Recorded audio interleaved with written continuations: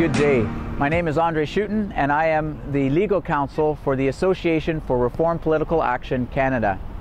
Today I come to you from in front of the Supreme Court of Canada, the highest court in our land. Tomorrow is a groundbreaking case that will be heard here. Tomorrow, 7 Supreme Court justices will hear the case of the Saskatchewan Human Rights Commission versus William Whatcott. This case has very much at stake for Christians in Canada, and you need to be aware of it.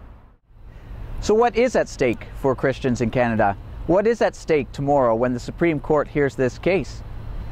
What is at stake is the ability for Christians in Canada to be able to share their views openly on issues of public morality and public policy.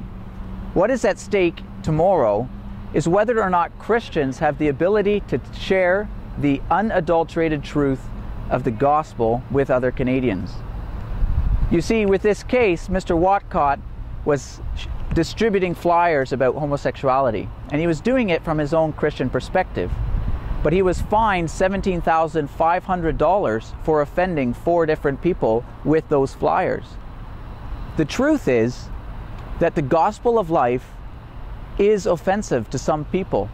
And no matter how much we speak the truth in love, there will always be some who are offended. So the question that the Supreme Court justices will be considering tomorrow is whether or not those sections of the human rights codes unjustly violate a Canadian's right to freedom of expression and freedom of religion.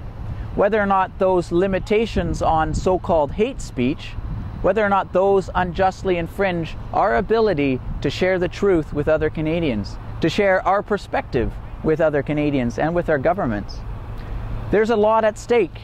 If this case goes the wrong way, Christians will find more and more that their rights to speak about the truth will be limited.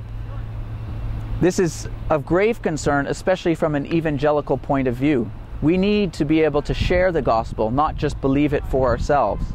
And so our calling as prophet, priest, and king is at risk here. So please, friends, keep this case in your prayers. There's a lot at stake for Christians. Pray for these Supreme Court justices that they might keep their minds open to the arguments made by the Christian groups making arguments here tomorrow. And please also pray for our governments that they might have the courage to pass laws that properly protect our freedom to share the truth. Thank you very much.